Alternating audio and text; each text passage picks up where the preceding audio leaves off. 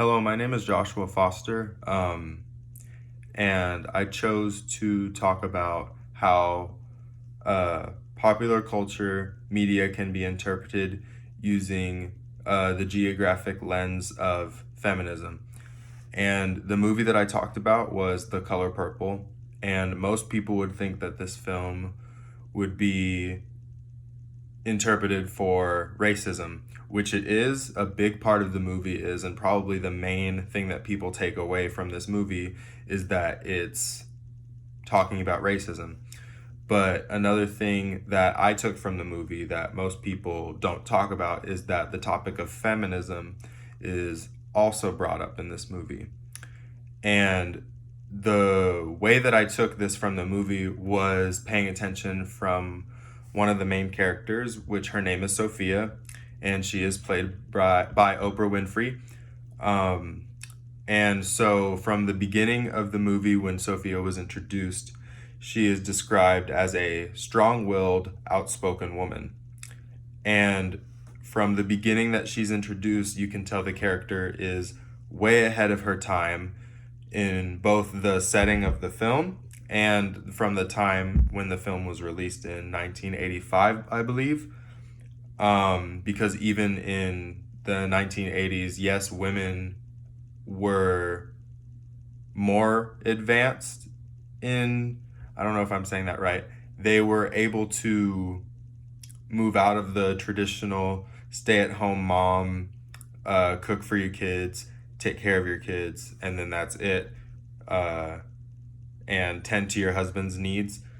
It was more of women could be in the workforce now and create more of a career for themselves, but still Sophia is very ahead of her time because of how outspoken she is. And one of the events in the film that I took away from this mainly being represented is when the main character, Celie, who has been physically and sexually abused from the beginning of the film on multiple occasions, and she also doesn't know how to fight back. She doesn't necessarily stick up for herself. She doesn't know how to stick up for herself. And so Sophia's husband, Harpo, complains about how Sophia doesn't do what he wants her to do. She speaks her mind about everything. And ultimately, Celie advises her husband to beat her when she acts up, which is simply just her having a mind of her own. And later on in the film, Sophia comes back at Celie, yells at her, and it's one of the most iconic lines. I don't know exactly how it goes, but she says something to the extent of, "I love Harpo, but I'll kill him dead before I let him beat me." And even though that is a line that's talked about whenever that movie is brought up, it really shows just how passionate Sophia is about speaking up for herself. She does not let anyone control her.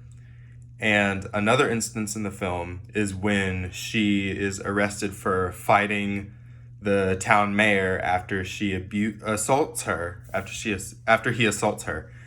And unfortunately, Sophia is imprisoned for several years after this incident, and it results in her not being able to see her husband for long periods of time.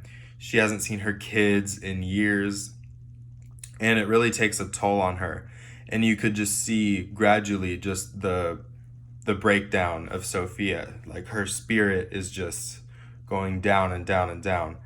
And it's really just because of the legal authority that the mayor held in the town, because at the end of the day, Sophia did nothing wrong. She was just sticking up for herself. Sophia didn't want to be abused or assaulted.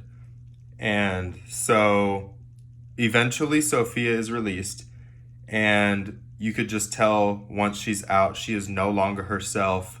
Her spirit is gone. Her face is just white. She's very closed off. She doesn't speak, which is very unlike Sophia's character in the beginning. She's very loud. She sticks up for herself. So it's just a total 180 from who we knew in the beginning of the film.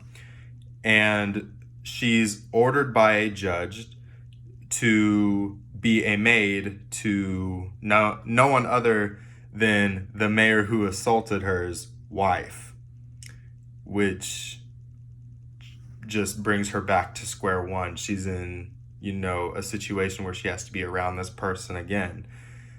And her hardships through this represents how society really looks down upon a strong-willed woman who is outspoken for herself and fights for herself.